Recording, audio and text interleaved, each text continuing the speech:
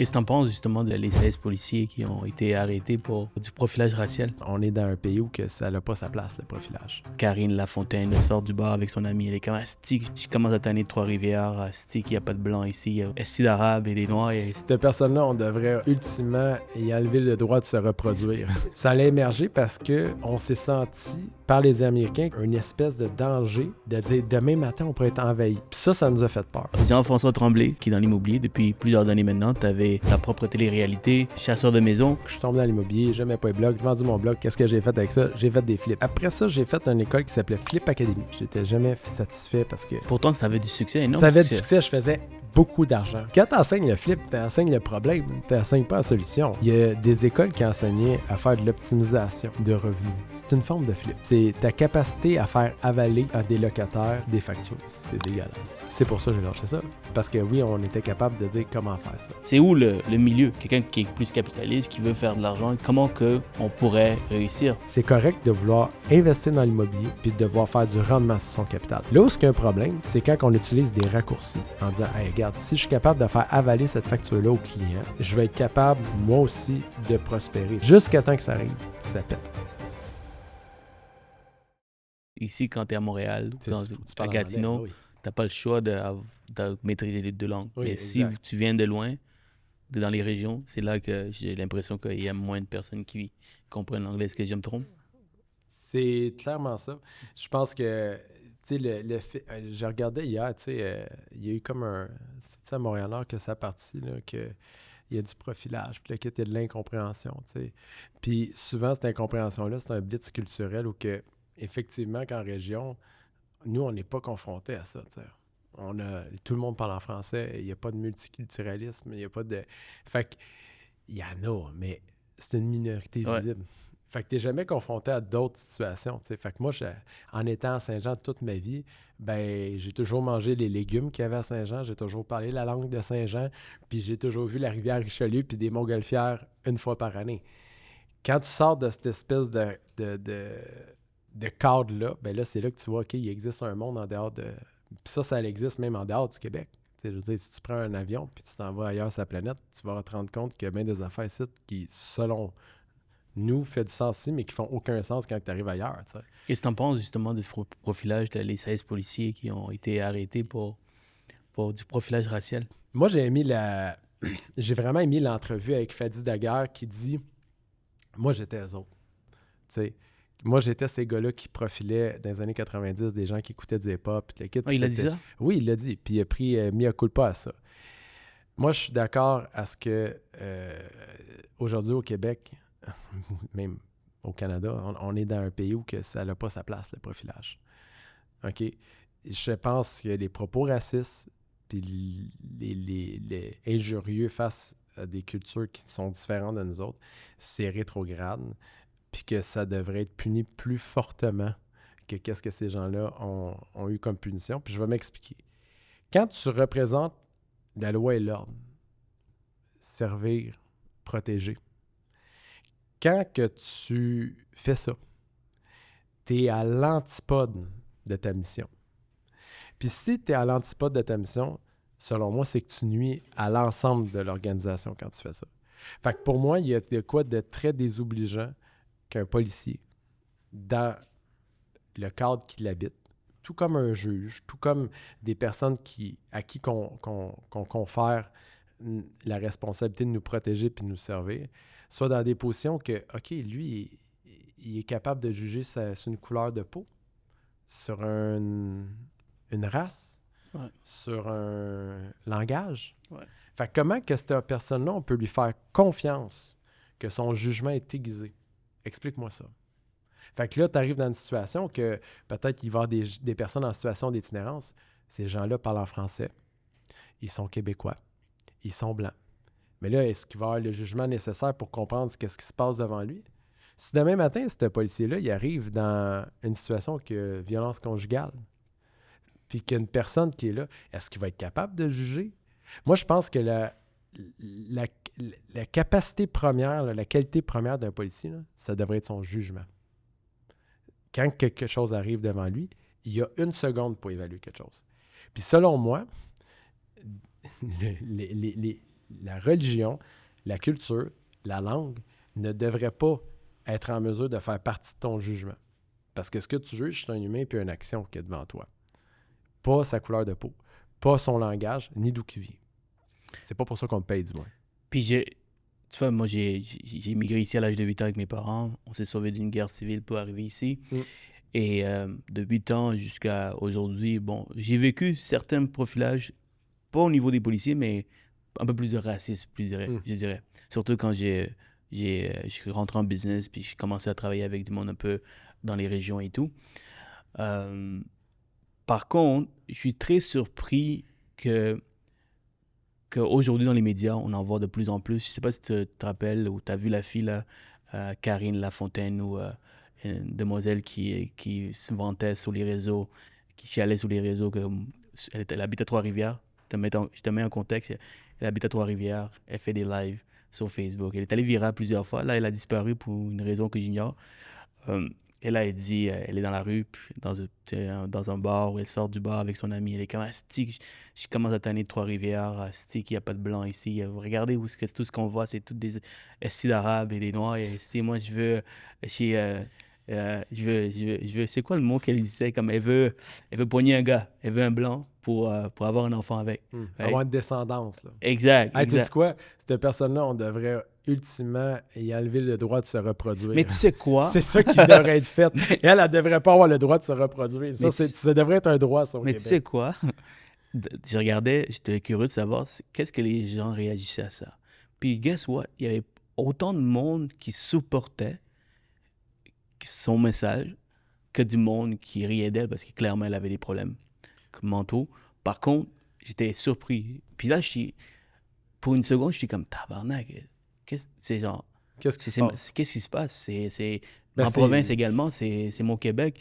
Et en fait, j'étais même triste, un peu déçu de voir des gens avec cette réaction. Pourtant, je me suis bien intégré dans la société.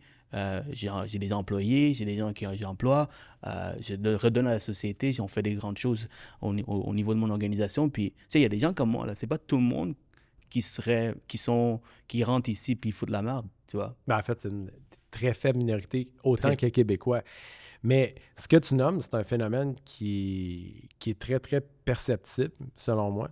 On parle de façon très, même mondiale, là. Je veux dire, la montée de la droite, l'influence américaine, tu sais, je veux dire, aime pas. La semaine passée, le président américain a fait un combat de UFC devant la Maison-Blanche. Ouais. Tabarnak, c'est quoi ça, man? Il était où les breaks? Il est où le break à bras? Il y a personne qui a... Tu sais, mais ça, là, ça crée aussi un espace. Regarde, le Parti québécois, le Parti de la CAQ, même les libéraux un peu, très peu les conservateurs, peut-être un peu conservateurs, mais puis encore moins Québec solidaire, mais surtout le Parti québécois puis la CAQ, la question de l'identité. Ça allait émerger parce que on s'est senti par les Américains qu'il y a une espèce de danger de dire demain matin, on pourrait être envahi par un envahisseur sur notre territoire. Puis ça nous a fait peur. Puis la réaction, puis ils l'ont fait à plusieurs places dans le monde. Puis cette réaction-là, c'est celle de dire il faut se resserrer. C'est quoi notre identité? Nous autres, on est qui? Parce qu'on se sent volé. On se sent... il y a un danger. Là. Quelqu'un pourrait venir échanger son identité pour la nôtre. Pourtant, c'est des Blancs, l'autre bord. C'est des Blancs anglophones. C'est de ça qu'on parle aux États-Unis.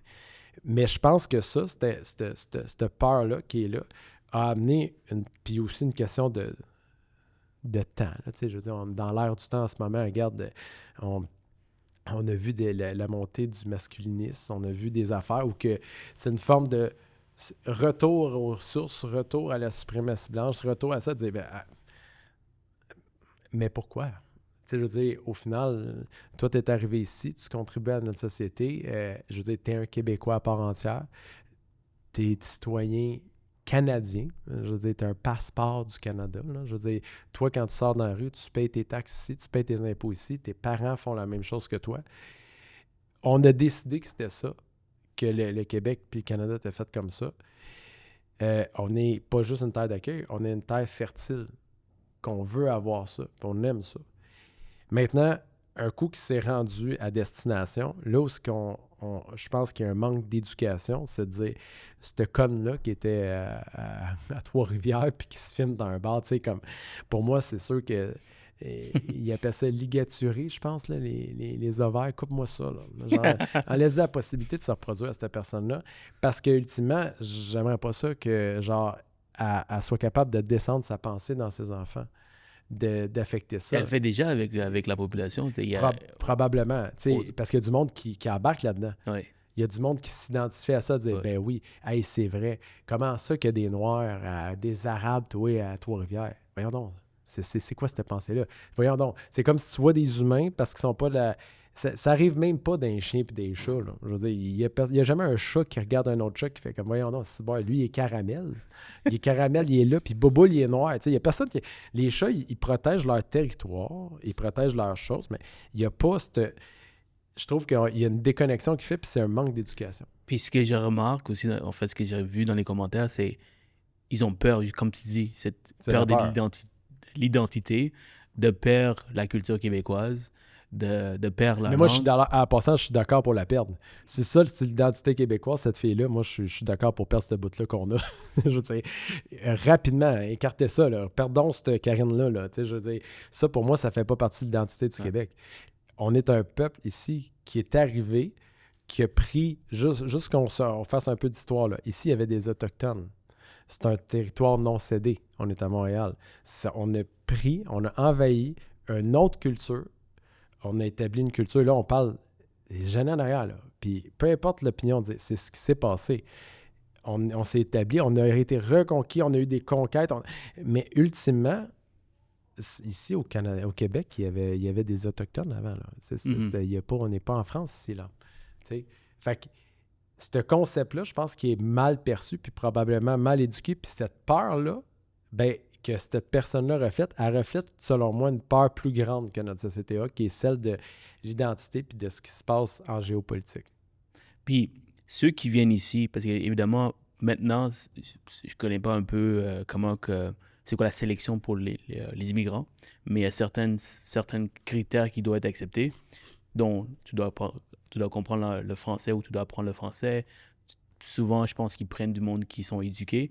Ils viennent ici, puis souvent, et je pense qu'on avait déjà discuté de ça, souvent, ces immigrants, ils travaillent 2 fois plus fort. Oui. Ouais, ils travaillent 2 fois plus fort, ils ont plus d'opportunités. Puis là, le Québécois qui voit ça, il était comme tabarnak, ces gens-là, ils volent nos jobs, ils volent nos emplois. Ils n'ont pas à faire ici.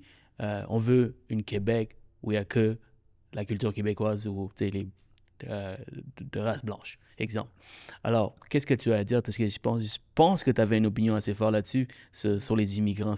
Ben, je vais te conter une histoire, puis je sais pas si c'est pertinent, mais bon.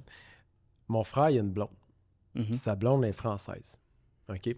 Là, maintenant, elle est citoyenne permanente, elle est citoyenne canadienne. Je ne sais pas c'est quoi différent, mais citoyenne canadienne. OK? Elle a eu officiellement sa citoyenneté. J'ai certains amis qui sont arrivés plus tard, mais donc, on salue Barbara. Là, elle est citoyenne. Bravo, Barbara.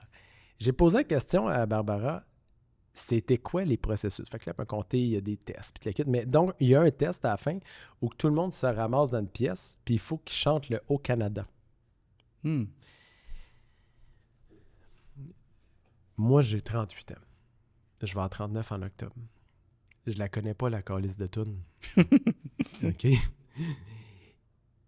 En quoi c'est pertinent qu'on demande à des gens qui rentrent ici de connaître le calice au Canada? Je suis d'accord, là. Donne-y une feuille, il va la suivre une fois de temps en temps, c'est cute, le kit. Mais je pense que c'est pas de la culture chanter là au Canada. Ils vont le savoir par eux autres mêmes. La même chose que si tu vas habiter aux États-Unis, c'est des choses que tu apprends assez vite. C'est pas le gouvernement qui te le donne comme imposition. Comment qu'on peut demander... Quel genre de piste qu'on donne à nos immigrants quand ils rentrent ici si on leur dit il va falloir que tu connaisses par cœur la toune du Haut-Canada? Hey, tabarnak! Si on sort dans la rue là, demain matin avec un petit micro, là, comme là, il y a là, puis on prend n'importe quelle crise de blanc dans la rue, puis chante-moi le Haut-Canada. Et, voyons non, ça n'a pas de sens. Le Haut-Canada ne fait pas intégralement partie prenante de notre identité. C'est du folklore, c'est quelque chose qui est important selon moi. C'est quelque chose qui est important à la même titre que Jean du Pays quand on est le 24, de la tourne de Gilles Vigneault, là, quand on est le 24 juin. Mais je pense qu'on passe, comme l'éducation, qu'on apprend des choses qui, des fois, sont probablement très inutiles par rapport à la finalité, qu'aujourd'hui, on apprend à nos immigrants, c'est très important de chanter là au Canada. Il me semble qu'il y a beaucoup de choses très importantes avant de chanter à Chris de Toune qu'ils devraient apprendre, mais qu'on leur montre pas. Fait que c'est comme si on leur montrait des directions un peu, des mauvaises directions. Tu sais, regarde, ça, il faut que tu saches ça quand tu es Canadien. Puis là, la personne, elle se fait une réflexion sur c'est quoi être Canadien, alors que c'est probablement très déphasé de la réalité. Fait que déjà, en partant, je pense qu'on a peut-être une introspection à faire, à se dire, qu'est-ce qu'on fait avec ça? Regarde, je vais donner un exemple. On parlait d'immigration, puis éventuellement, on parlera de la crise du logement, mais là, on a un PEQ qui a recommencé. Ça veut dire que, si je ne me trompe pas, c'est 14 500 nouvelles personnes. On va appeler ça, on va lâcher le terme immigrant. Des nouvelles personnes qui arrivent ici. OK? Fait que donc, on accepte que 14 000 nouvelles personnes qui rentrent au Canada, au Québec particulièrement. C'est ça le PEQ. Moi, je me pose la question de me dire, ces gens-là, quand ils quittent leur pays, tu l'as dit, tu fuis une guerre civile. OK? Probablement que tes parents, c'était des gens qui étaient plus en moyen dans leur pays, qui ont pu se payer un avion, pu se payer un déménagement, pu se payer tout ce qu'il y a. Fait qu'ils sont venus ici. Quand ils sont arrivés ici, j'imagine que tes parents faisaient partie de la classe moyenne basse ici. Là. C'est un peu ça la position qu'ils ont. Est-ce que je me trompe? Non, certainement. Bon. Oui, mon père a travaillé à salaire minimum à Saint-Viateur-Bagel, dans une épicerie. Mais lui, quand il était dans son pays, il était peut-être plus dans la classe moyenne élevée. On est des fermiers, des agriculteurs. Agriculteurs, fermiers, les deux. Et c'était la même chose. Ouais. Peut-être. Mais classe sociale, étais-tu plus élevé par rapport à ça? Je dirais qu'on n'avait pas de problème. On n'avait pas de problème, on avait une maison, on n'avait pas de problème, sauf que on n'était pas dans les riches. Mais je comprends. Mais il y avait assez d'argent pour planifier un déménagement au Canada, faire tous les processus, ce qui est quand même pas rien. Là, tu comprends? C'est le même processus aujourd'hui. Mais sauf qu'on les reçoit dans une société qui actuellement est déjà malade à certains niveaux. Fait que demain matin, on reprendrait ton père puis ta mère, puis on leur demanderait de refaire le processus d'immigration aujourd'hui, ils arriveraient dans un Québec où ils seraient dans la marde. Parce qu'il n'y aurait probablement pas de logement pour les prendre, un système de santé qui est à 2 vitesses qui coûte cher, un système d'éducation qui... Une personne qui arrive ici, qui est allophone, qui est native, comme qu'est-ce que tu fais avec ça là, dans les écoles? Ils n'ont pas le temps de gérer ça. Là. Mais nous, on reçoit ça. Fait que ça, en soi, selon moi, plus je t'évite le bout du logement, ou que ces gens-là qui sont dans la classe moyenne basse, qui arrivent ici, ils n'ont pas de place à se loger. On a de la misère à loger notre monde, câlisse. Fait que les nouvelles personnes qui arrivent, qui sont dans cette situation-là, on les reçoit mal. C'est ça ma position. Je pense qu'en ce moment, on les reçoit mal, puis on a... C'est comme la visite qui arrive un peu à l'improviste, mais que t'as calé. C'est comme tu avais calé du monde là, chez vous. Là.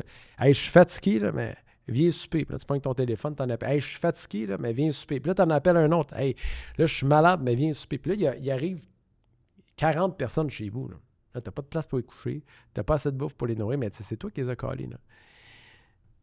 Peut-être que ta famille va dire à un moment donné, hey, ça suffit. Genre, puis si tu n'écoutes pas ta famille, éventuellement, ils vont se fâcher. Puis moi, j'ai l'impression qu'en ce moment, le Québec est fâché contre le système, fâché contre l'État, fâché contre la société. La société civile là, est fâchée contre l'État parce qu'elle se dit, bien là, on fait quoi nous autres? Parce que nous autres, on souffre déjà, on ne peut pas inviter des nouvelles personnes. C'est ça, je pense, qui se passe. Et puis ça crée de la polarisation et de la radicalisation. Et pourtant, on est dans une province où on paye énormément de taxes. Oui. On est taxé à quoi? Celui qui est un médecin, un avocat, c'est plus de 50%. C'est ça. On devrait avoir les services que dans certains pays où tu n'as pas autant de taxes, mais tu as un meilleur service. Exemple, dans certains États aux États-Unis, si on va en Arabie Saoudite, peut-être que c'est des extrêmes, évidemment, ils ont d'autres choses. Mais avec autant d'argent qu'on paye, on devrait avoir ces services. Puis ce que je remarque aussi, c'est que faut pas se cacher. Puis l'autre fois, j'écoutais un podcast d'Éric Gravel avec Hugo. Oui. Puis ça m'a vraiment frappé. Ouais. C'est Éric Gravel qui dit, donne plus aux entrepreneurs, essaie d'avoir des systèmes où tu es exempté des taxes pour ceux qui font du overtime. Alors, comme ça, tu vas redonner à la société. Qu'est-ce qu'ils font? C'est si tu es exempté des taxes pour ceux qui sont retraités, qui ont payé toute leur vie des taxes, mais à un certain point, tu continues à payer, donc ils évitent de travailler parce qu'ils vont te taxer. Donc, donne cette possibilité de ne pas payer de taxes, car eux, qu'est-ce qu'ils vont faire? Ils vont redonner à la société. L'entrepreneur également qui est aussi taxé, c'est comme si le Québec ne veut pas d'entrepreneurs, ne veut pas des gens brillants. Parce que si on a ce type d'individus ici qui ont ce genre d'avantages, qu'est-ce qui va arriver? Ben, il va y avoir encore plus d'entrepreneurs, plus de gens brillants, plus de gens qui vont redonner à la société, créer des emplois, créer des nouvelles technologies, parce qu'avec maintenant, ça change à grande vitesse avec AI. Right? C'est une question de temps qu'il y a beaucoup de changements qui vont avoir lieu, des pertes d'emplois. Je ne sais même pas pourquoi il y a certains élèves qui continuent à étudier dans certains domaines comme l'ingénierie civile ou le graphisme ou quoi que ce soit, parce que je sais que ça va être disparaître. Ouais. Mais je pense qu'ils cachent cette information. Même si les élèves ils ont une doute, ils disent « OK, moi, je vais être sauvé de tout cela. » Mais la réalité, c'est que ça ne sera pas le cas. Donc, pour revenir à ce que je disais, c'est que si on a ce genre de possibilités, je pense qu'il va y avoir encore plus d'entrepreneurs. Puis, la vérité, il y en a beaucoup qui regardent maintenant pour partir d'ici,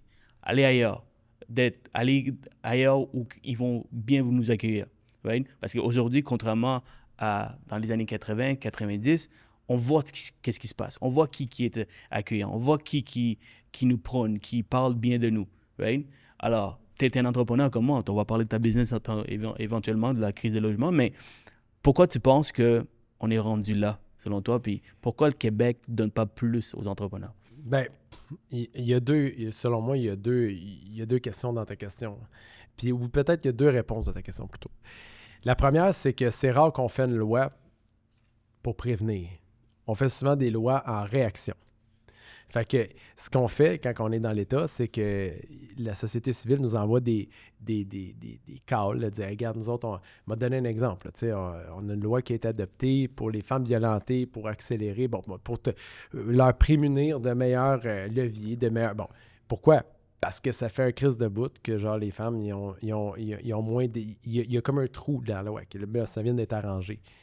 Mais c'est rare que nos politiciens, qui sont des politiciens, qui sont vraiment des entrepreneurs, font « Ben écoute, moi je pense que ça va être un problème un moment donné. » Fait qu'ils attendent que le problème soit là pour le régler. La raison pourquoi que le Québec est rendu là, c'est qu'on vient d'un peuple qu'on a eu les révolutions tranquilles, on a eu le choc pétrolier, on l'a eu tough au Québec, là. Fait qu'il a fallu qu'à un moment donné, l'État mette en place des mesures pour aider. On parle des années 70, là. La révolution industrielle, mon père, man, il tirait le liard par deux bouts, là, puis c'était un blanc québécois qui venait d'une ferme, puis que, je veux dire, il essayait de travailler dans une shop, il n'y en avait pas d'ouvrage, on était dans des taux d'intérêt étaient très élevés. Le Québec a dû se prémunir de dispositions pour sauver son peuple. La société civile a lancé le call, dit « Hey, on est en train de crever, tabarnak, il faut faire de quoi? » Là, je dis ça bigger than life, là, mais ultimement, le signal qui est envoyé à nos politiciens, c'est « Réagissez, on a besoin d'aide. » Et puis là, on a commencé à mettre en place des structures. Puis c'est de ça qu'Éric Gravel parle, avec peut-être une façon démagogique de le dire, là, mais ultimement, il dit, je ne sais pas s'il sait, là, mais on est rendu là parce qu'il y a un historique qui nous a amenés là. Maintenant, je ne pense pas que le Québec pénalise ou veut pénaliser. Tu sais, je l'entendais dire, écoute, ici, on récompense l'échec. Mm-hmm. Ouais, tu sais, OK, ça fait de la bonne télé, là, mais je veux dire, non. Je veux dire, prends une paye puis sors, mon grand. Tu sais, genre, c'est pas ça qui... Je pense que l'État est même pas... C'est comme de donner des intentions trop élevées à du monde qui ne sont pas à cette hauteur-là. Il n'y a personne là, qui se dit « Oh, ça, c'est un entrepreneur, on va le tweaker. » Puis, tu sais, une fois de temps en temps, tu as du monde qui sort en disant qu'on paye pas assez de taxes. Il y a toutes sortes de discours dichotomiques, mais... En fait, je pense qu'il dit ça parce que il regarde un peu à l'extérieur qu'est-ce qu'il peut faire, c'est quoi qu'il pourrait avoir. Et il le fait pas. Je veux dire, ultimement, là, dans la vraie vie, si t'es pas content, prends tes affaires puis crisse ton camp. Mais il aime le Québec, oui, mais il veut rester là, il veut le faire ici. Aimer le Québec, ça devrait pas être assez fort pour ça. Aimer le Québec, c'est aimer ce que c'est. Si du jour au lendemain, moi, j'aime ma femme. OK? J'aime ma femme avec ses défauts. j'aime ma femme avec ses qualités. Si demain matin, je commence à dire « Hey, moi, je pense que je vais aller voir une autre femme, aller faire d'autres affaires. » Ça veut dire que j'aime pas toutes. Là. Tu comprends ce que je veux dire? Mm-hmm. Ça veut dire que je regarde ailleurs. Moi, ce que je te dis, c'est dans le Québec où on est en ce moment, il y a des grands défauts. OK? Puis effectivement, ce que tu dis, puis ce qu'il dit, c'est vrai, il y a de plus en plus d'expats. On commence à voir ça, des gens qui sont partis avec la pandémie, où que les gens se sont sentis oppressés. Beaucoup de gens ont été vers le Mexique, beaucoup de gens ont été vers les États-Unis. Très ironiquement, aujourd'hui, ces gens-là reviennent vers le Québec parce qu'au Mexique, ils vivent une guerre civile avec les narcos. Puis aux États-Unis, ben, t'as un monsieur qui fait la pluie puis le beau temps dans tous les États, puis même eux autres sont plus capables, puis ils se disent « Tabarnak, qu'est-ce que je fais là? » Fait que moi, j'ai beaucoup de gens que je connais qui ont parti à l'extérieur qui sont venus. Est-ce que les États-Unis et le Mexique, ça reste en Amérique? Ces gens-là, c'est bien rare. Tu remarqueras qu'ils vont en Finlande, qu'ils vont au Danemark, qu'ils vont en Croatie, qu'ils vont dans des autres pays développés qui ne sont pas nécessairement sur notre continent. T'sais, souvent, des expats, c'est des Québécois qui partent puis ils vont en Floride puis ils font des vidéos sur TikTok en disant que le Québec, c'est de la merde. Fait qu'on a tout le temps genre cette espèce de mauvaise image-là. Voyons, non, il est bien sans dessin, lui, Calis. On vient ici, là, puis il va voir ta mère, Calis. Mais c'est rare, tu vois un gars qui est en Finlande ou en Copenhague qui fait comme, moi, je suis déménagé dans un meilleur système. Puis oui, effectivement, il y a un système différent ou en Suède, tu sais. Moi, je pense que le Québec, il n'est pas parfait. Je pense que c'est un Québec qui, avec la CAQ, là, on va parler de politique, avait peut-être l'opportunité de servir aux Québécois entrepreneurs un meilleur... comme mettre un peu... Tu sais, moi, je me serais attendu de la CAQ qu'ils fassent un peu de ménage dans les politiques en se disant, on est des entrepreneurs, on sait ce qui bloque, on va essayer d'aider à couper de la bureaucratie, à essayer... Puis c'est pas ça qui s'est passé. Fait que ça, c'est triste. Que c'est un peu une promesse qui ne s'est pas tenue. Puis surtout venant d'entrepreneurs, c'est un peu un échec à ce point-là. Maintenant, la gestion de l'État, qui est l'autre portion de la réponse, qui est pour moi celle qui est la plus importante pour moi, c'est de dire qu'effectivement, je pense qu'on a un déficit de hauts gestionnaires. C'est-à-dire qu'il y a la politique qui prend des décisions politique, c'est-à-dire sur le pouls de qu'est-ce qu'il y en a. Et souvent, ils peuvent tergiverser selon l'opinion publique. Tu comprends? Le problème de l'opinion publique, c'est qu'il y a des Karines. Puis les Karines, ça parle fort. Tu sais, Karine, là, avec son cellulaire à Trois-Rivières, là. Puis le problème, c'est que s'il y a trop de Karines ensemble qui se parlent, ben là, un moment donné, le député, il va parler à son chef, dire « Tabarnak, chez nous, ça passe pas cette affaire-là. » Alors que c'est une colonie de Karines. Tu comprends? Fait que là, il faut faire attention de qui nous envoie le message, puis qu'est-ce qu'on anticipe de même. Oublie pas une chose, hein. Les politiciens, ce qu'ils veulent, c'est, quand ils prennent une décision, ils évaluent tout le temps une chose. Combien de votes je vais gagner ou combien de votes je vais perdre? Ils ne se posent pas la question autrement. C'est une question de gain ou de perte quand ils prennent une décision. Fait qu'une décision impopulaire, c'est une décision peut-être nécessaire, mais on ne la prend pas parce qu'elle fait mal à prendre. Prenons l'exemple de l'acceptabilité sociale. Ça fait 4-5 ans qu'on parle de ça dans les villes, que le gouvernement a mis des outils pour les villes pour être capable de dire le not in my backyard. C'est ça, là. C'est-à-dire qu'il y a 3-4 Karines ensemble qui convainquent 2-3 autres Karines puis qui font tomber un projet immobilier parce que, dans le fond, ils ont réussi à convaincre le conseiller du district de non, pas faire ça parce que là, ça va faire de l'ombre chez nous. Dans une crise du logement, là. Fait qu'on n'a pas de courage politique. Moi, ce que je pense qui manque, puis ce que je souhaite au prochain gouvernement, c'est du courage politique. Du courage politique pour affronter les choses qui ont été inaffrontées dans les fucking 12 dernières années, les 4 derniers mandats. Là. OK? Qu'est-ce qu'on n'a pas fait que là, il faut faire? Moi, si je serais à ce poste de pilotage-là, c'est de même que je prendrais ça. Je dis, regarde, je vais prendre des décisions qui vont faire mal. Et selon toi, quelles sont les choses qui se sont mal tournées? Bien, je pense qu'effectivement, on a fait l'inverse dans les 8 dernières années de ce que ces gens-là avaient comme promotion. C'est-à-dire qu'on a un État qui était beaucoup interventionniste, qui a un État qui était dans le marché étant les business. On a vu les échecs comme Nordvolt. On a vu les échecs comme les filières. Il y avait plusieurs filières. Amazon, on a vu l'État intervenir à des endroits où tu fais comme tabarnak, qu'est-ce que c'est ça, man? Et on a-tu vraiment besoin de ça? Je dis pas que l'État peut pas contribuer dans des moments où que c'est pour le bien collectif. Pas sûr que Nordvolt, c'était pour le bien collectif. Je suis pas sûr. Tu sais, demain matin, quelqu'un arriverait avec un esti de vaccin pour l'Alzheimer ou le sida, ben vas-y l'État, paye sa suce, on a besoin de lui. Pas sûr que Nordvolt était là. Je pense que c'était un deal qui était bien montré entre eux autres, qui faisait du sens sur papier, mais c'était pas un projet de société. Puis je pense que le nouveau gouvernement va devoir... Qu'est-ce que tu veux dire? C'est parce que ça c'est tombé, n'est-ce pas? Oui, c'est tombé. Et qu'est-ce que tu veux dire? Moi, je pense que le gouvernement... Ça crée des emplois, ça crée des... Oui, ça crée des emplois, mais pas à la hauteur de ce qu'on est. Puis c'est pas le rôle du gouvernement de créer des emplois tout le temps. C'est le rôle des entrepreneurs de créer des emplois. Donc, il faut que le gouvernement favorise un terrain fertile, un terreau fertile, pour que ces entrepreneurs soient capables de créer des emplois. Puis ça devrait être ça le focus. Pas de lui faire un direct et dire « Moi, si je fais ça, je vais créer des emplois. » Tu devrais être capable d'être at large, de favoriser les gens qui créent des emplois. C'est ça le job de l'État. Ultimement, quand il y a un levier que le gouvernement est capable d'actionner, selon moi, il devrait être en mesure de pouvoir l'actionner comme quand ils font du direct pour des projets de société. On parle de TGV, là. Genre, bon, écoute, du monde qui sont contre, du monde qui sont pas. C'est un projet de société.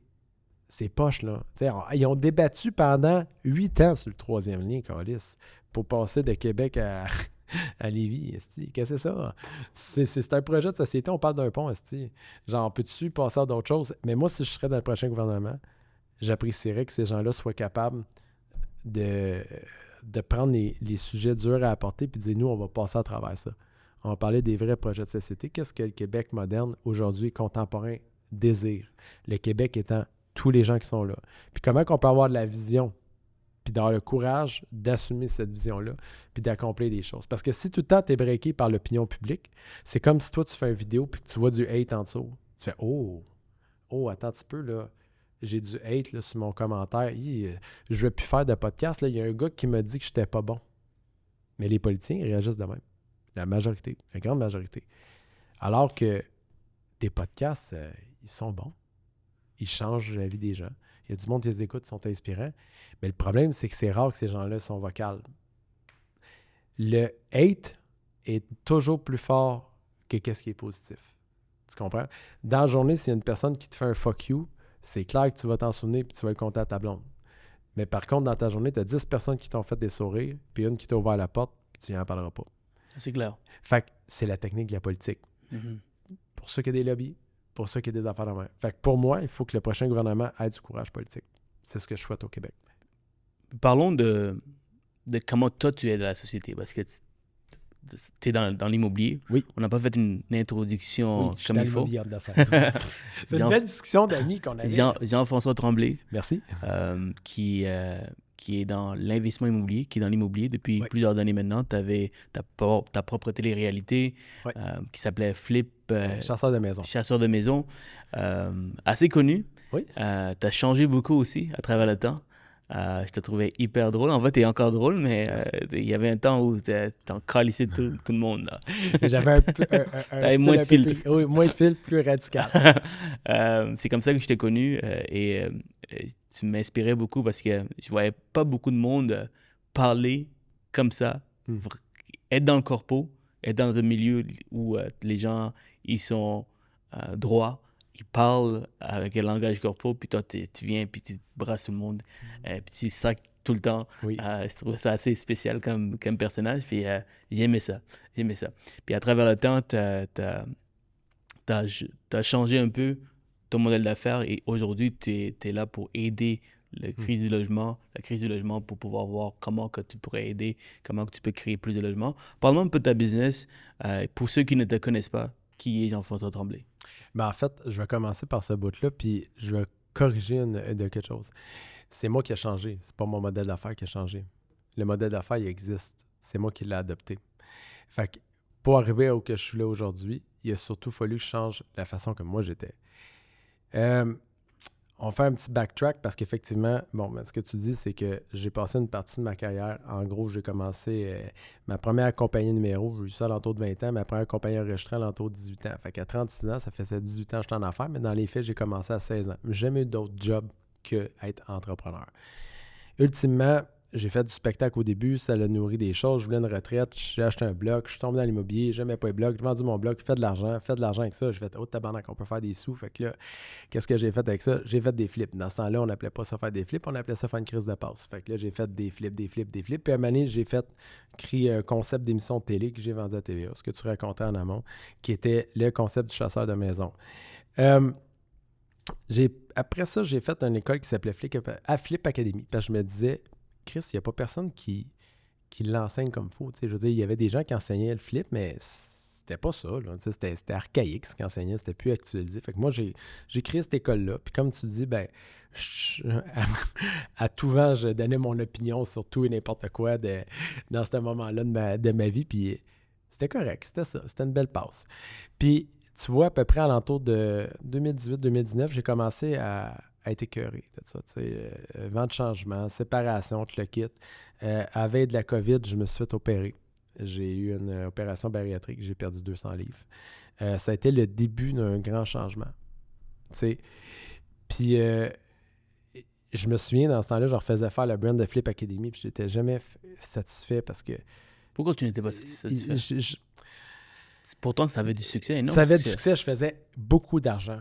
Puis, tu sais quoi, j'étais plus en phase avec ce que c'était. Puis, ultimement, il y avait mes enfants là-dedans. On dirait que c'était à devenir ridicule. Tu sais, c'est quoi tu fais dans la vie? Je fais de l'argent. Tu sais, on parlait tantôt de famille, d'enfants avant le tournage. Puis, quand tu mets quelqu'un au monde, tu as une responsabilité. Okay? La responsabilité, c'est que cette personne-là va devenir... Il faut éteindre tout le monde dans les podcasts, vos téléphones. Parce que quand ça l'appelle, c'est de l'argent, mais c'est pas le moment. Exact, merci. Mais donc, en fait, tu as une responsabilité, la responsabilité de mettre un citoyen sur la planète. T'sais. Fait que, tu sais, la mère de Karine, là, elle a peut-être échoué. Là. On se comprend. Là. Ouais. Karine de Trois-Rivières, il y a un bout que il a manqué un petit bout. Tu sais, l'éducation, là, c'est à la maison que ça se passe, c'est pas à l'école. Hein. Fait que donc, on en revient à... Je voulais pas être ce père-là. Je voulais pas être ce père-là qui... Je suis un père déjà qui travaille énormément, qui est très impliqué dans les projets, qui essaie de passer du temps de qualité avec chacun de mes enfants, qui essaie d'être là pour ma famille. Mais ça se passe aussi dans ce que je fais. Puis j'étais plus en ligne avec ça. Puis un moment donné, mes enfants, ils vont à l'école, puis là, il y a tout le temps la journée carrière, là. C'est quoi tu fais, papa, dans la vie? À ce moment-là, je faisais plus vraiment de flip. Là. Je ramassais des bundles de créances que je subrogeais, puis que genre on flippait, puis qu'on vendait des créances. T'sais. Imagine-toi aller expliquer ça dans une classe des souris mini de 8 ans qui, les autres, ils pensent que tu fais t'as un marteau, puis tu cognes ces murs, tu comprends? Alors que j'ai commencé là, tu sais. J'étais déphasé avec moi-même. Puis j'ai décidé me dire, OK, là, ça suffit. Il faut que je sois en ligne avec la personne que je suis intérieurement et que je veux être et me rendre jusqu'à là. Ce changement-là s'est fait graduellement. J'ai assisté à une formation, pas une formation, un sommet. En fait, ça c'est le sommet de l'habitation à Laval. C'était Catherine Fournier qui organisait ça avec Stéphane Boyer. Puis j'ai entendu la vice-mairesse de Vienne parler de ce qu'elle avait fait comme transformation. Tu sais, tantôt, on parlait de ailleurs sur la planète, tu sais. À Vienne, c'est, je pense, 60% du marché qui est hors marché spéculatif, c'est-à-dire donc qui n'appartient pas à des propriétaires uniques, qui appartient à des organisations d'humains. Puis elle expliquait comment qu'aujourd'hui ça se passait, qu'est-ce qui est arrivé, pourquoi que ça a eu de l'impact. Puis c'est là que j'ai dit, tu vois, on était au balbutiement d'une crise du logement. Moi, dans le temps de la pandémie, je me souviens, les gens, j'appelais ça les formenteurs, là, eux autres, ils disaient, achetez des immeubles, allez-vous hedger, parce que les taux d'intérêt, ils étaient très bas. Fait qu'ultimement, les gens, ce qu'ils faisaient, c'est qu'ils allaient s'acheter des immeubles, ils s'étaient à gorge. Puis quand le taux d'intérêt a monté, c'est qui avalait la facture? C'est principalement les locataires, les gens qui habitaient dedans. Parce que là, on refilait à ces gens-là le coût de nos décisions. Mais moi, j'avais vu ça arriver. Puis là, on était rendu dans le problème. Puis il y a une chose qui m'avait beaucoup allumé, c'est qu'à Saint-Jean, ben moi, à la base, il y avait un itinérant avant la pandémie. Puis quand je suis revenu de la pandémie, il y avait 30 itinérants. C'était comme, tabarnak, y a-t-il une multiplication des pains? Qu'est-ce qui est arrivé, là? Et puis, principalement, c'est de l'itinérance économique. C'est là qu'on a vu vraiment en région l'itinérance économique parce que à Saint-Jean, notre itinérant, il y avait un 4,5 calice. Il s'appelait Burger, puis tout le monde donnait de l'argent. Je sais pas, je pense que c'est un itinérant de la classe moyenne. Genre, son travail, c'était d'être itinérant, mais il était le seul, fait que tout le monde lui donnait de l'argent. Je te dis pas qu'il n'y avait pas des enjeux, mais c'était une autre affaire. Fait que moi, j'étais confronté à ça, puis moi, j'avais un local vide, en gros, puis le gars qui m'avait donné ma première chance en tant qu'entrepreneur, 20 ans plus tôt, il s'occupait des itinérants. Et moi, je ne savais pas c'était quoi ça. Fait qu'il est venu me voir, puis il me dit « Hey, je pense que tu étais déjà venu à cette place-là. Moi, j'avais acheté tout un quartier, j'avais un bar. Puis dans mon bar, c'est là que je faisais mes bureaux, puis en bas, j'avais ma salle de cours, puis c'était bien pété, tu sais. Puis moi, ça, c'était à louer. Fait que ce gars-là, il se vient vers moi, puis il dit « Écoute, moi, j'ai ça. » Ben oui, prends-les, loue-les. Moi, je jamais... Tu sais, je veux dire, lui, pour moi... Ce gars-là, il m'avait donné ma première chance, j'avais même pas à m'astiner. C'était le jour du retour d'ascenseur 20 ans plus tard, tu comprends? Si j'étais là aujourd'hui, c'était à cause de lui. Fait que lui, il est devenu un peu, cette organisation-là, un peu ma loi de Pareto parce que c'était très complexe à gérer l'itinérance à haut seuil de risque, à haute tolérance, au seuil de tolérance, désolé. Donc, c'est de même que j'ai fait mes premières armes là-dedans. Puis, j'ai décidé de tout arrêter en 2021 du flip, de l'enseignement, en me disant, je vais focusser sur une solution au lieu de faire partie du problème. Parenthèse. En tant qu'entrepreneur, moi, ce que j'aurais fait, j'aurais peut-être vendu à quelqu'un que lui, peut-être que ça serait sa passion. Ça aurait pu être sa passion. Toi, tu as décidé de juste fermer. Oui, pourquoi tu n'as pas vendu? C'est une bonne question. Avec du recul, il y a deux choses, l'une. Il y a deux réponses à ça. Ouais. OK. Un, j'avais pas maturité, puis probablement que mon ego était pas à bonne place. Parce que je me disais, qui va me remplacer? Tu comprends? Aujourd'hui, avoir la maturité que j'ai faite, j'aurais probablement vendu le brand. Ouais.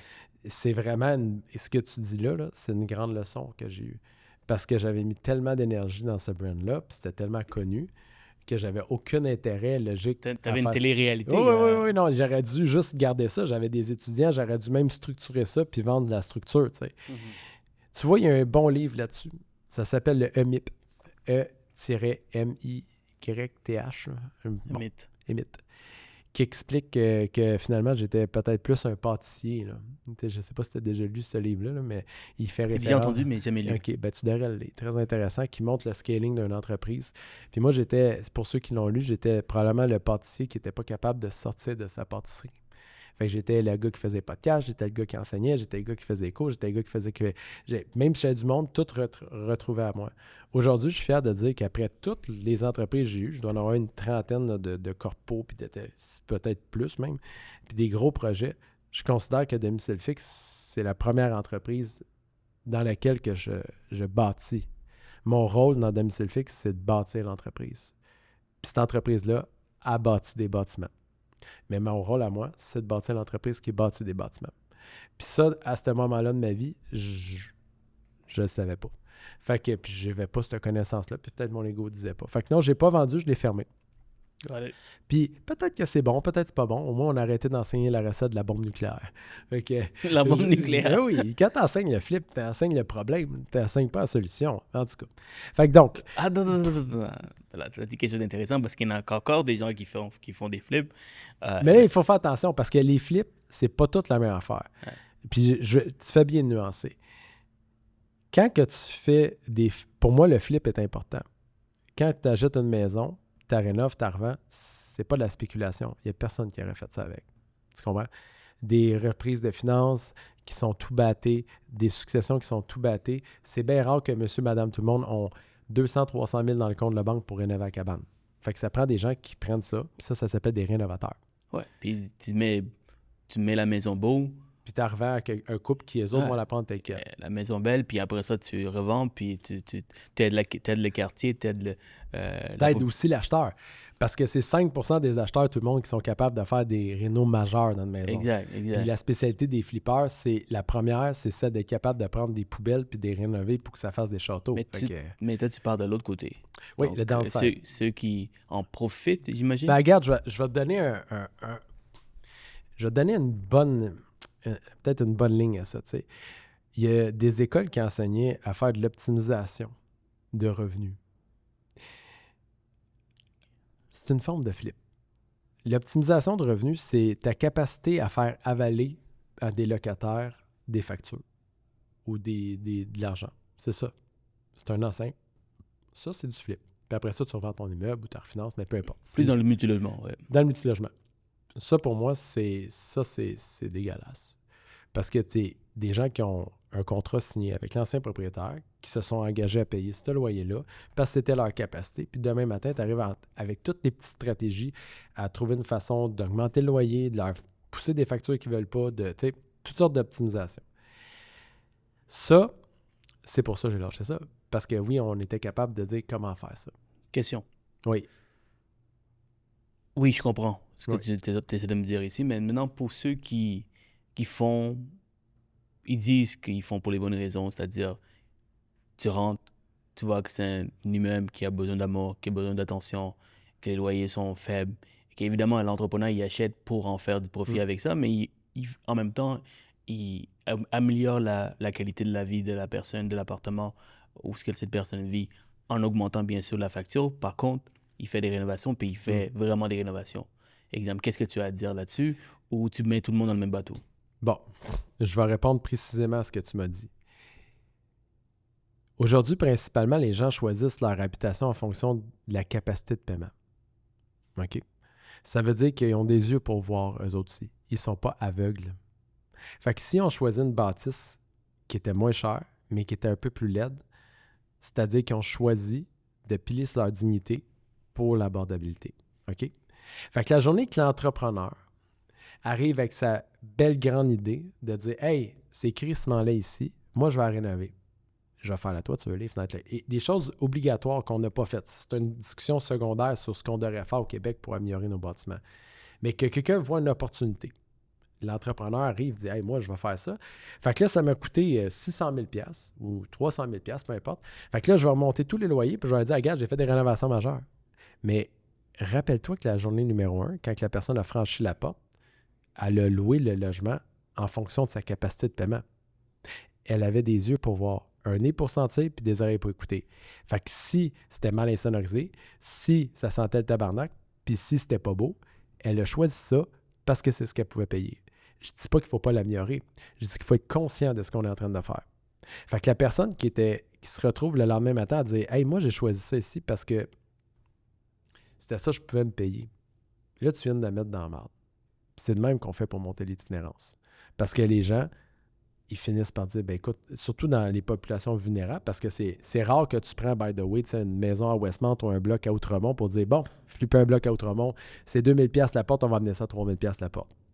Ça n'arrive pas, ça, tu comprends? Il y en a, mais ça arrive vraiment. Ouais, c'est 1% de la gang.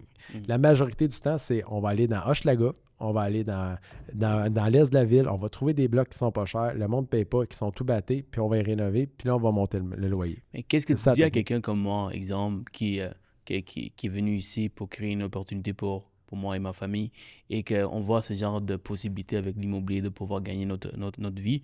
Puis évidemment, j'ai ce côté capitaliste, ce côté entrepreneuriat. OK, bon, je vais trouver des problèmes à régler et être bien payé pour cela. L'immobilier, c'est un des véhicules qui permet de faire ça. Mais si tu me dis que oui, ça affecte, puis des fois, il y a des entrepreneurs qui ne sont pas conscients de tout cela. Qu'est-ce qu'ils font s'ils font ça? Augmenter les factures des gens que peut-être que ça leur dérangeait pas d'habiter dans un appartement laid, comme tu dis. Mais c'est où le milieu? C'est où quelqu'un qui est plus capitaliste, qui veut faire de l'argent, qui veut en même temps aider, trouver des solutions à des grands problèmes dans l'immobilier? Comment on pourrait réussir, tu vois? Ben, c'est une bonne question parce qu'au final, là, on va départir deux sujets. Parce que c'est important pour moi de le couper en deux. Il y a la préservation du patrimoine bâti. On a un problème avec ça au Québec. On y reviendra dans pas long. On va targeter juste la portion faire de l'argent Donc, la solution que tu trouves pour toi être capable de te faire un wealth, c'est de trouver des opportunités des gens qui ne payent pas assez cher, de trouver la faille juridique qui est existante au Québec, c'est-à-dire de profiter du fait qu'il y a une faiblesse juridique au niveau des relations contractuelles entre les propriétaires et les locataires, dans le but de faire une équation mathématique pour être capable d'arriver à un profit. C'est ça la méthode. Puis là, je ne sais pas toi, je ne sais pas un marché, j'étais cette personne au bout. Un jour, je me suis posé la question de dire, c'est quoi être un investisseur immobilier? Puis dans le mot investisseur, il y a un mot très important. C'est le mot investissement. Puis les gens en investissement, ça donne qu'ils ne comprennent pas, ils ne départissent pas d'entre rénovateur, investissement, entrepreneur. C'est ça le problème dans l'immobilier. C'est que les gens, ils ne savent pas. Moi, demain matin, là, si j'investis dans un immeuble, je vais donner un exemple. Okay? Il y a une gang à Sherbrooke, je pense que ça s'appelle les entreprises La Chance. Vous pourrez commenter dans les commentaires. Ils viennent de sortir 162 logements à 1 000 $ par mois avec leur terrain, avec leurs gars, avec leur affaire. Comment ça que des investisseurs privés sont capables de bâtir des logements à ce prix-là, qui le font, puis qui sont capables de faire de l'argent? C'est parce qu'ils ont compris c'est quoi de l'investissement immobilier. Parce qu'une croissance de 4 % sur un loyer à 1 000 $, c'est une croissance de 4 % de ton capital. C'est le même 4 % que si tu le mettais sur à une autre place. Mais les personnes ne départissent pas le concept de l'investissement. Comment que je veux faire de rendement?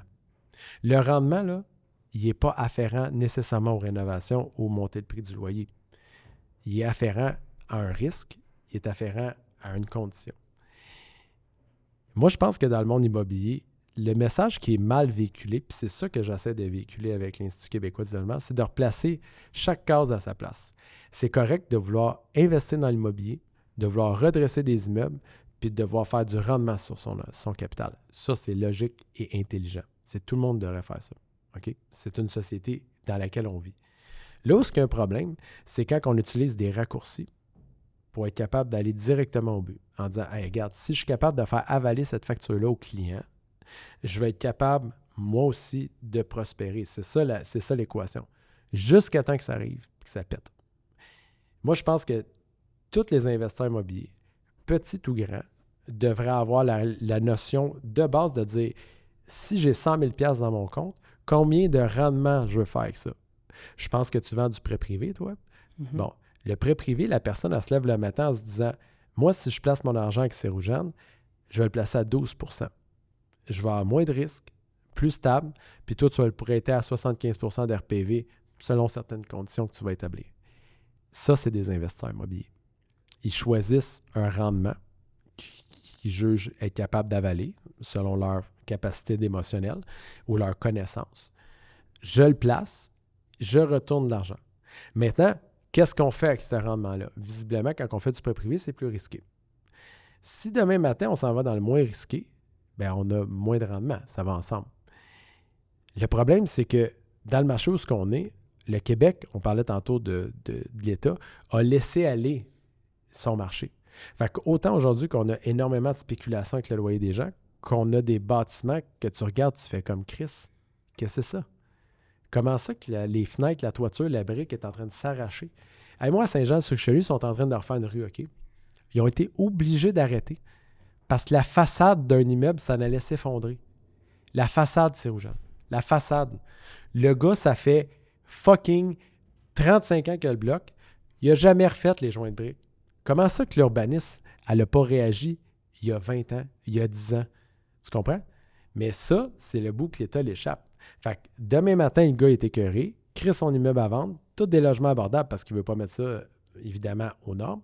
Pogne quelqu'un qui rentre là, lui, il se dit « Hey, moi, opportunité, crisser tout le monde dehors, m'en faire la façade, m'en mettre 1 million dessus, je sais comment faire. » On vient d'échapper de quoi? L'abordabilité, ça se préserve puis ça se crée. Mais ça se préserve surtout.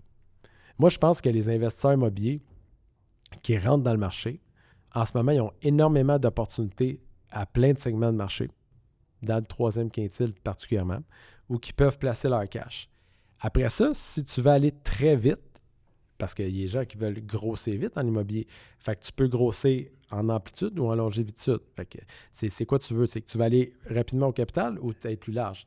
On parlait de Benjamin tantôt qu'il y a 220 portes. Là, je veux dire, lui, il est large. Il y a 220 portes. Il y a moins de capital dans ses poches, mais avec le temps... C'est quoi la différence avec ça? Puis... Le flip, tu vas vite à une destination. Voilà comme ça. C'est directement au capital, puis l'autre, il faut t'attendre.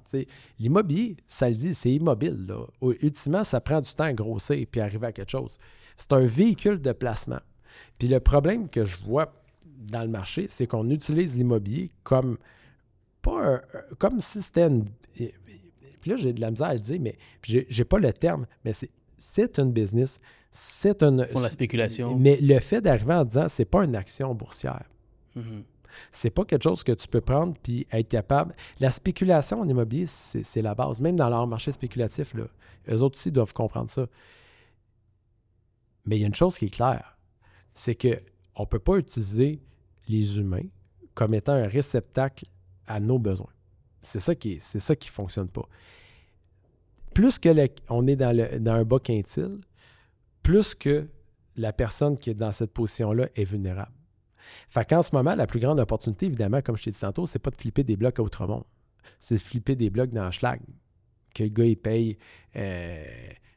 pas cher parce que la valeur économique est pas chère, puis le propriétaire, ça fait fucking 30 ans qu'il l'a, puis tu rentres ça, tu commences à jouer un peu du bras. Le gars, Henri, je sais pas qui, là, Zakhariev, là, il faisait ça, là. Je veux dire, c'est ça qu'il faisait. C'était ça, ce modèle d'affaires. Il était meilleur que les autres pour le faire. Qui ça? C'est quoi son nom? Henri Zakhariev. Henri Zariev. Qu'est-ce qu'il faisait? Acheter des immeubles, créer ça tout le monde dehors, mettre de la pression, rénover les immeubles, relouer ça. Puis comment tu as entendu parler de lui? Le Journal de Montréal. OK, parce qu'il tu vois, aujourd'hui, je pense le protecteur du citoyen, qui est le gouvernement, il s'appelle le Journal de Montréal. Parce que si demain matin, on n'avait pas eu le Journal de Montréal, on aurait encore des gens qui rénovicteraient. Parce que ces gens-là, aujourd'hui, ce qui retient les gens de ne pas faire de la rénoviction, c'est de faire une petite passe sur le front du Journal de Montréal. Tu comprends? C'est pas parce qu'ils veulent pas le faire, c'est parce qu'ils ont peur de le faire. Ben ça, c'est une autre histoire. Là. Mais merci. Il y en a qui... évidemment, les journaux sont là pour ces raisons-là, mais il y en a qui abîment leur image. Je suis d'accord avec toi. Okay. Mais je veux dire, dans ce secteur-là, en ce moment, c'est la raison pourquoi il y en a qui le font pas. Il y en a beaucoup que je vois, de plus en plus, je vois du clickbait. Il y en a. Je suis pas en train de dire que c'est bon ou pas. Là. Ce que je suis en train de dire, c'est en ce moment, s'il n'y a pas de rénovicteur, c'est principalement parce que les médias se sont dit « Hey, tabarnak, ça suffit. » C'est pas parce que le gouvernement est intervenu. Là. C'est pas ça qui s'est passé. Pour le perte de réputation. Ben oui, exact. Puis parce que tu te fais debang, parce que genre, il y a des conséquences, puis tu le quittes. Bon. On revient à la situation de l'immobilier. Moi, actuellement, ce que je pense, c'est que les Québécois ont atteint leur capacité de paiement. Puis, ils l'ont atteint de façon magistrale. Je vais te donner un exemple. Probablement, tu es une personne qui fait de l'immobilier. Tu es en contact continuellement avec des gens qui ont des immeubles à revenus. Dernièrement, là, est-ce que les gens ont de la facilité à louer des 4,5 à 4 600 $ par mois à Laval? Non. Ils n'ont pas de facilité. Ça ne va pas bien. Il y a énormément d'inventaire dans ce segment de marché-là. Mm-hmm. Pourquoi? Parce que, câlisse, la majorité de la population fait 70 000. C'est drôle que tu me dis ça. Hier, j'en parle à beaucoup de monde dans mon domaine qui est le courtage hypothécaire. Prêt privé, c'est un segment. Un segment, oui. Et j'avais de la peine pour cette personne-là parce que il avait besoin de trouver une solution parce qu'il n'arrivait pas à payer ses prêts qu'il a. Et je lui ai posé la question, combien tu fais par année? Il me dit, il travaille dans le mécanique, il fait environ 40 000. Là, je suis comme, ça existe encore, ça, 40 000, man? Tabarnouche, comment tu fais pour vivre? Il y a de la difficulté. C'est un mécanicien, man. Ouais. C'est un fucking mécanicien. Il est utile à la société, ce gars-là. Il est utile à la société. Il va probablement pas se faire remplacer anytime soon. Puis sa femme, elle travaille aussi. Elle fait comme 30-40 000. Donc, ensemble, OK, mais encore 40 000 par année. Oui, j'en vois, mais j'arrive pas à comprendre comment ils font pour pouvoir passer à travers la vie parce que tout est cher actuellement. Puis ça m'a fait un peu de quelque chose, tu vois, un peu de peine. Parce que comment qu'on fait pour servir ces gens-là? Nous, on s'est penché là-dessus chez Domicile Fixe. On a 3 produits, principalement. Puis premièrement, on a pris une approche produit. C'est la première affaire qu'on a faite dans Domicile Fixe. C'est de voir ça vraiment sur une forme de produits. C'est plate à dire, mais c'est d'aller un peu à la méthode du reverse engineering. On s'est dit, c'est quoi la capacité de paiement? Exactement comme IKEA. Quand IKEA charge une chaise, il ne se pose pas la question si ça va être la plus belle ou si ça va être la plus chère. Il se pose la question qui peut se l'acheter, dans quel emballage il faut la mettre. C'est exactement ce qu'on a fait. Nous, on a 3 produits. On a le segment de marché de logements sociaux, le segment de marché de l'itinérance, puis le segment de marché abordable. Ultimement, le marché qui est le plus complexe pour nous autres à aborder, c'est l'abordabilité. Parce que, ultimement, c'est la majorité de la population qui est dans cette position-là. Premier, deuxième, troisième, quatrième, cinquième quintile. Nous, on s'adresse au premier et au deuxième quintile. Fait que le premier quintile, c'est de 0 à 30 000 $. Le deuxième quintile, c'est de 30 000 à 60 000 $. Il n'y en a pas de logement pour eux autres. Pourquoi? Parce qu'à chaque année, on a 14 000 nouvelles personnes qui arrivent au Québec. Il n'y a pas 14 000 nouveaux logements pour le deuxième quintile qui arrivent, alors que ces personnes-là en ont besoin. Et notre monde aussi en a besoin. Fait que, comment on fait pour protéger le mécanicien, la fille chez Starbucks, la fille de la garderie qui garde des enfants? On a besoin d'eux autres, là. Pas demain qu'un robot qui va gérer tes enfants, là. Tu comprends? Genre, comment on fait pour les aider? Ultimement, nous, ce qu'on a développé, c'est un système de reverse engineering où qu'on s'en va au cost. Le problème actuellement, c'est pas le prix de la construction. On entend, ouais, mais le prix a monté, le prix a monté. Oui, le prix a monté. Le problème, c'est le nombre de personnes et comment que c'est fait ce marché-là. Combien de gens se prennent des cotes en amont? C'est quoi les coûts afférents à ça? C'est là que quand tu découvres ça, tu te dis, ah, OK, peut-être que si les projets iraient plus vite, comme nous, nos projets, ils vont vite. Peut-être que si nos projets seraient bien designés, parce que la majorité des projets qui se font sur le marché, là, des fois, quand tu ouvres la porte de frigidaire, ça arrive dans un mur. Il n'y a pas de designer qui a fait ça. Les gens, ce qu'ils vendent, les promoteurs, ce qu'ils vendent, c'est un produit fini. C'est un immeuble. Mais les gens, ils n'habitent pas dans un immeuble. Ils habitent dans un espace. C'est cet espace-là qu'il faut revoir. Puis au Québec, on a la question à se poser sur comment on va faire pour habiter. C'est quoi le nouveau Québec? Qu'est-ce qu'on peut se payer? Les appartements à 1000 pieds carrés, c'est possible qu'on ne soit plus capable de se payer ça en tant que Québécois. C'est pas parce qu'on ne veut pas. C'est parce que le coût de la construction, même au COS, si tu le plugues avec un nombre de pieds carrés, il y a une équation facile à faire. Donc, avec le coût des fonds, ça n'ira pas. Il faut revisiter la manière qu'on le fait. Fait que oui, nos appartements sont optimisés.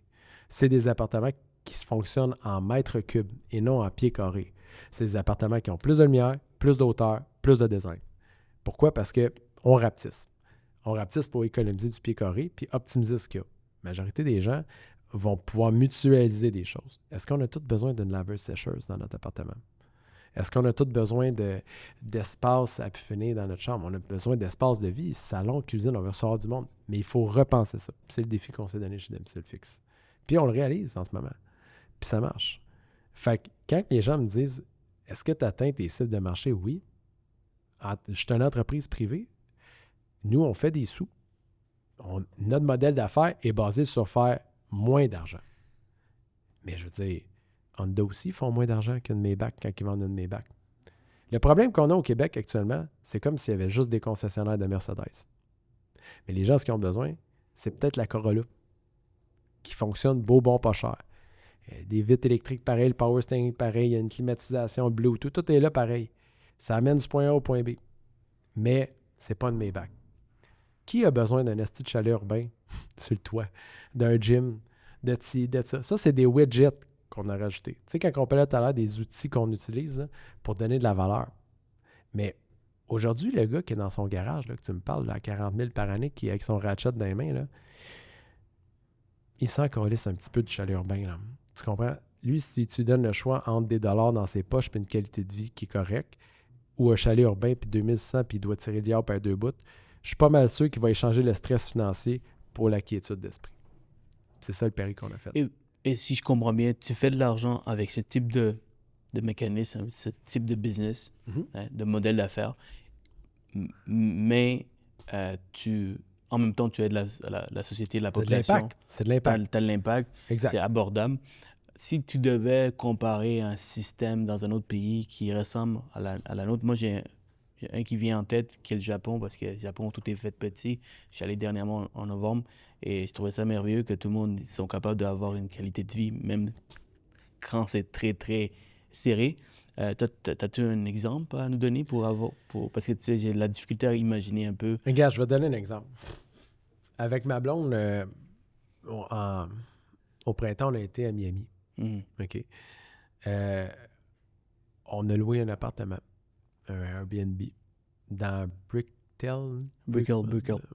Merci pour ton anglicisme. Je suis pas bon là-dedans. Brickell, ouais.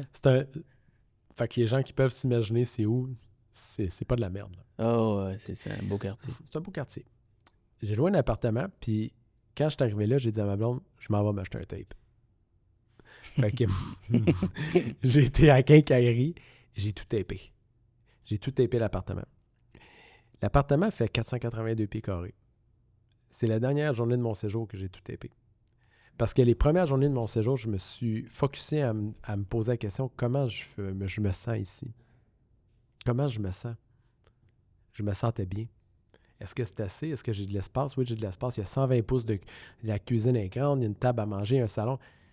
Moi, dans ma condition, avec bientôt 6 enfants, évidemment que je n'habiterai pas là. C'est pas adapté à mes besoins. Mais demain matin, je suis en couple, je suis un jeune professionnel, j'habite à Miami. Ben, excuse-moi, ça fait mon affaire, ça, là. Tu comprends? Fait que, il y a une question à se poser en tant que Québécois, à se dire, comment ça qu'à Miami, on est capable d'habiter dans 482 pieds carrés et faire comme tabarnak, man, tu te fais une petite blonde, te pondre de l'amener ici, là. Tu comprends? 9 pieds de plafond, des belles fenêtres, c'est pas de la merde, là. Mais nous autres, au Québec, il faut qu'un 3,5, ça soit 800 puis 900 pieds carrés. Comment ça? C'est quoi le problème, là? C'est-tu le 2 heures d'avion? Y a-tu des pieds carrés qui se gagnent vers le Canada? On a-tu besoin de mettre quelque chose de plus gros? T'sais, visiblement, tout ce qui était là ressemblait à... La cuisinière était pareille, le frigidaire était pareil. La table de cuisine, 4 personnes, quand tu as fini de manger, t'avais 4 places. Là. Un divan, mon lit, c'était un lit king. Qu'est-ce qui était là? Pourquoi que... OK, donc c'est une question de design, c'est une question d'acceptabilité. Moi, je pense que c'est une question d'offre. Les gens ne se sont pas posé la question « qu'est-ce que les gens ont besoin? » Parce que les gens, quand ils partent, ils se posent la question « qu'est-ce que moi j'ai besoin? » Moi, je travaille pour ce que les gens ont besoin. Et tous les entrepreneurs qui font de l'argent veulent solutionner un problème. Ce que tu dois faire comme entrepreneur, c'est chercher le besoin de la personne puis trouver la solution pour lui. Les gens, en ce moment, ce qu'ils ont besoin, c'est l'abordabilité. Fait qu'il faut que tu trouves l'équation nécessaire pour arriver vers ça, pour être capable de servir ça. Puis c'est ça la job d'un entrepreneur. Ouais. Puis de plus en plus, les mécanismes de financement favorisent ce type d'investissement, ce type de financement, ce type de projet. Avec SCHL à PHLE qui a jusqu'à 95% de financement. Exact. C'est merveilleux. C'est merveilleux. En fait, on favorise ça, mais il y a beaucoup qui chialent parce que ça devient de plus en plus serré, justement parce que les entrepreneurs profitent un peu des loopholes, des shortcuts que tu peux permettre d'avoir pour aller chercher ton maximum de pointage. La SCHL aussi a ses devoirs à faire. Tu sais, je vais te donner un exemple, tu le sais très bien. Un logement abordable, c'est 1090$. OK, dans certaines régions du Québec, tu sais, selon la grille de la SCHL. Le problème, c'est que, oui, on peut faire peut-être des studios à 1090$. Mais quand on vient à faire un 5,5$ puis que le besoin, c'est un besoin familial, c'est pas logique de dire que c'est 1090$. Parce que quand tu as un revenu familial au Québec, tu touches des allocations. Tu touches d'autres revenus. Tu es peut-être en couple, ou du moins si tu n'es pas en couple, tu as peut-être une allocation.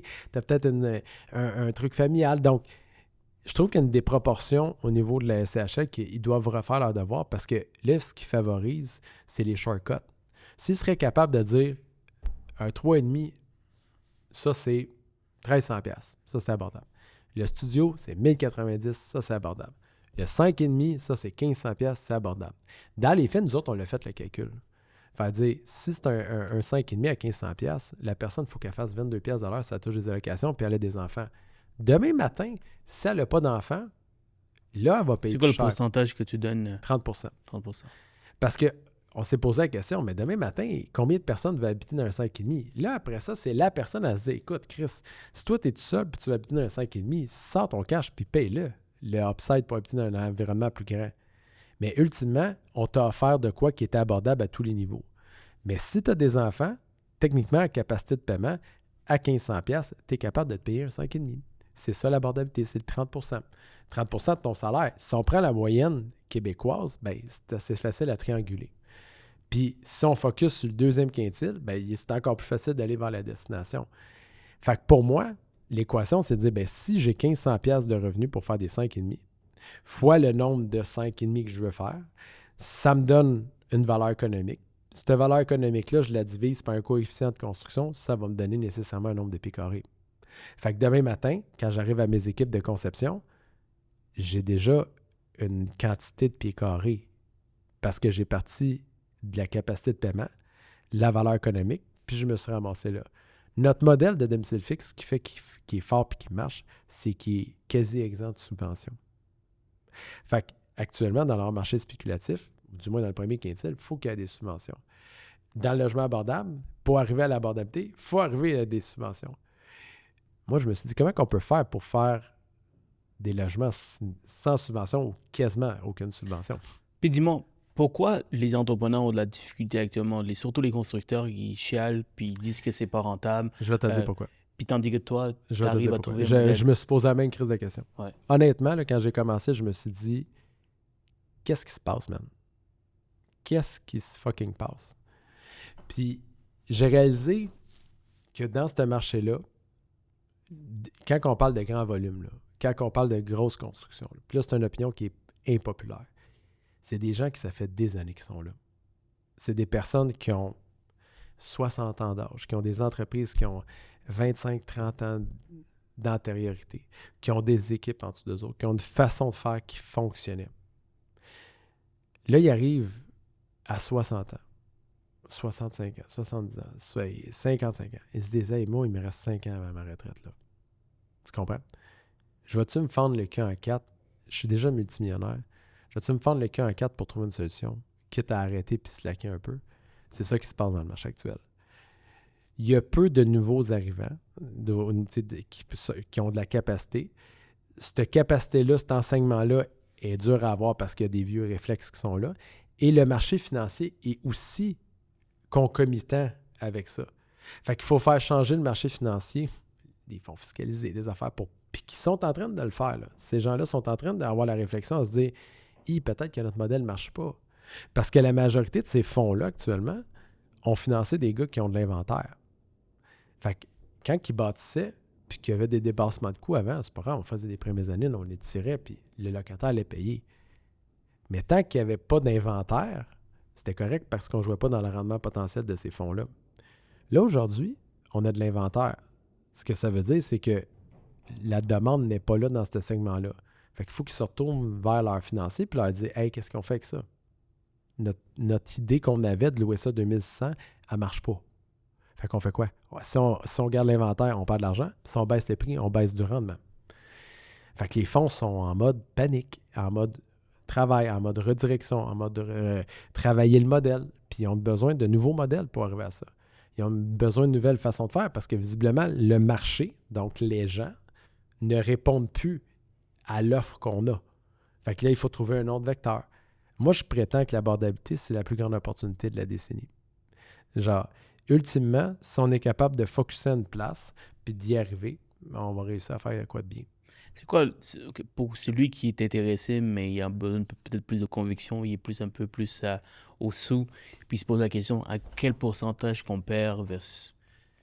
Si on calcule... Les fonds de base, là, vont tenter de faire, tu sais, des fonds plus arch, là, où il y a un vecteur, tu sais, plus de danger puis plus de risque, va tenter de faire du 15%. OK, mettons que tu es un investisseur, là, puis tu sais, tu fais du prêt privé, là. Edger, là, tu vas te rendre au 15%. Tu sais, le taux de base, je ne te parle pas du frais de dossier.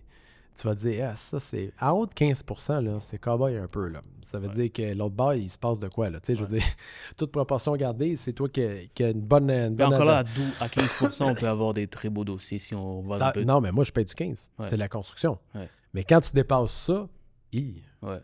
Hey, là, c'est parce qu'il n'y a plus de la construction. Là. Il y a peut-être un problème de compétence. En haut de 15, peut-être qu'il faut te remettre en question le dossier. Yeah.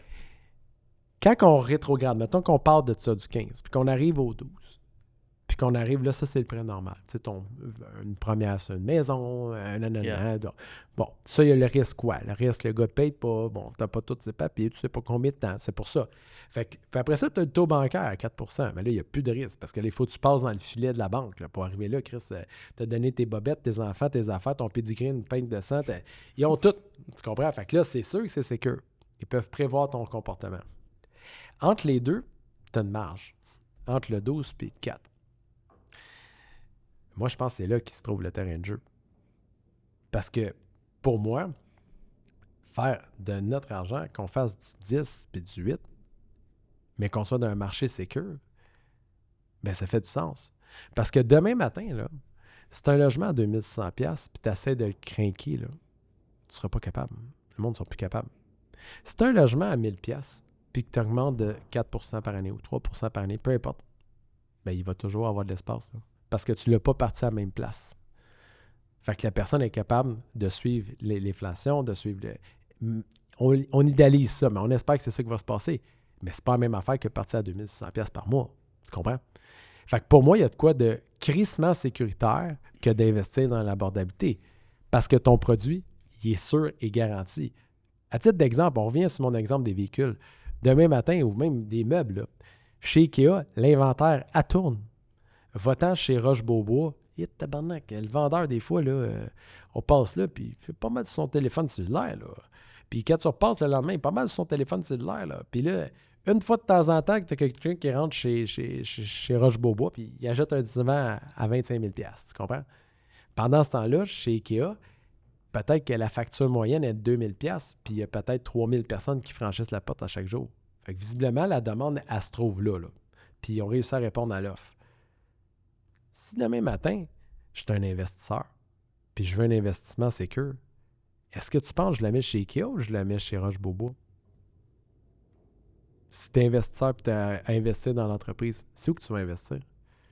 Ikea, bien sûr. Pourquoi? Plus de roulement, plus de volume, plus de profit. Plus de prévisibilité. C'est ça que ça apporte l'abordabilité. C'est que tu vends un produit qui est sûr et certain. Alors que si demain matin, dans tous les segments de marché, tu focuses sur Roche-Beaubois, bien, oui, tu vas faire de l'argent. C'est sûr que M. Beaubois, il a fait de l'argent, dans le sens que... Mais ça reste quand même un produit qui est niché. Fait que pour moi, si tu es un investisseur et que tu écoutes, tu devrais te développer là-dessus parce que de toute façon, le marché, c'est ce qu'il y a de besoin. Fait que ça ne donne pas grand-chose de faire des logements à 2600$. Le marché n'en a pas besoin.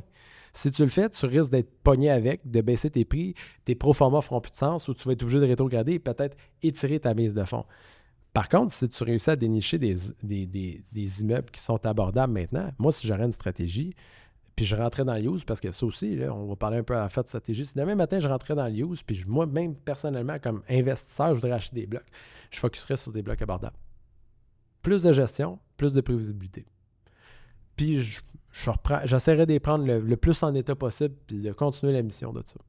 Pourquoi? Parce que je serais capable de maintenir, d'être sûr que mon capital il grow, que j'ai pas un problème de clientèle, c'est-à-dire que je ne manquerai pas de clientèle. T'sais. Moi, j'ai des gars qui ont bâti des immeubles, qui ont signé des bails à 2000, 2300$, puis qui sont obligés l'année d'après de les baisser à 1800$ parce que le gars n'est plus capable de payer. Fait que là, il y a deux choix. Soit qu'il perd son locataire, ou soit qu'il perd des mois de loyer, qu'il retrouve une autre personne, puis qu'il recommence. Fait qu'il y a une question de vision là-dedans. Moi, je pense que demain matin, les gens, ce qu'ils devraient faire, c'est focusser sur trouver des logements abordables, les maintenir en état, projeter des mises de fonds, agir comme des investisseurs, voir ça comme un placement, puis comprendre dans quoi qu'ils investissent. Parce que le taux de roulement interne pour de l'immeuble de même est quand même élevé. Évidemment, il faut que tu payes le bon prix. Là. Il y a une question de prix. Il ne faut pas t'agir de l'opportunité. C'est ça la différence. Got it. Et je sais que ton entreprise est une entreprise privée. Oui. Pour ceux qui s'intéressent à savoir plus, puis peut-être qu'ils veulent faire ça. Oui. Ils sont inspirés par ce que tu fais, puis ils ont toujours eu envie ou trouvé une autre façon de faire de l'immobilier, puis aider la société, aider les autres. Est-ce que tu offres de la consultation? Est-ce que tu offres ce genre de service? Je faisais de la consultation, j'en fais plus. Les gens, parce que tous mes consultants sont rendus dans domicile fixe pour aider, parce que nous, on offre 2 segments de marché. Nous autres, domicile fixe, là, faire une histoire courte, on travaille que pour leur marché spéculatif. Fait que nos clients, c'est des coops, c'est des OSBL, c'est des OMH, c'est des fiducies, c'est ça, pour ça qu'on travaille. Ultimement, nous, on fait 2 penchants là-dedans. On fait la construction, bâtiment, développement, puis on fait le financement aussi. On ouvre la traque pour le financement. Fait qu'on peut plus le faire. Maintenant, j'ai l'Institut québécois du logement qui est là, qui est en train de se transformer, qui est rendu un OSBL maintenant, qui voit à enseigner le logement d'impact. Moi, ce que je dis que je fais, c'est du logement d'impact. Moi, je considère domicile fixe comme un bâtisseur d'impact. Je me considère comme un investisseur d'impact. Et ce qu'on enchaîne, c'est le logement d'impact. Fait que, ultimement, le concept de tout ça, c'est qu'il y a une croissance financière, il y a de l'argent, on fait des sous, il n'y a rien de mal là-dedans, c'est bien payé. Les gens, ils en font peut-être moins, mais plus intelligemment, puis avec plus de pérennité. Mais ultimement, on l'enseigne à travers l'Institut québécois du logement. Puis comment ça fonctionne l'enseignement? On le fait en conférence, on fait des cohortes 1 fois par année. Good, parfait. Pour ceux qui veulent te contacter, comment qu'on fait? Je pense que la meilleure façon, c'est suivre domicile fixe sur les réseaux sociaux.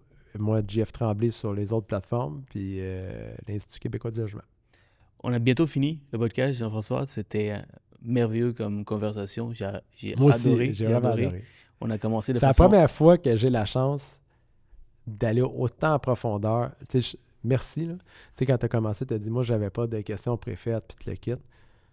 Puis je pense que c'est le premier podcast que je fais, puis félicitations pour toi, que j'ai la chance qu'on parle de finances, qu'on parle d'immobilier, qu'on parle de stratégie. Puis, Chris, tout le monde a cette option-là. Là. Mais ici, on a cette plateforme-là pour le faire. Fait continue de faire ça de même. J'apprécie énormément. Puis, je vais finir avec mes 3 questions que je pose à pas mal tous mes invités.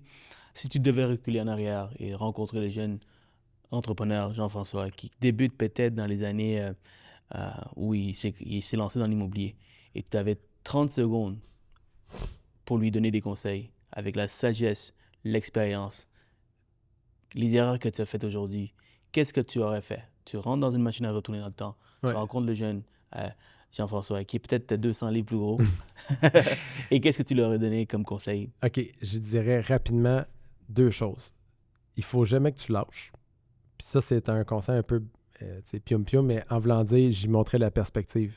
Moi, ce qui fait que je suis un expert, c'est le fait que j'ai fucking 20 ans derrière cravate, puis j'ai fucking 38 ans.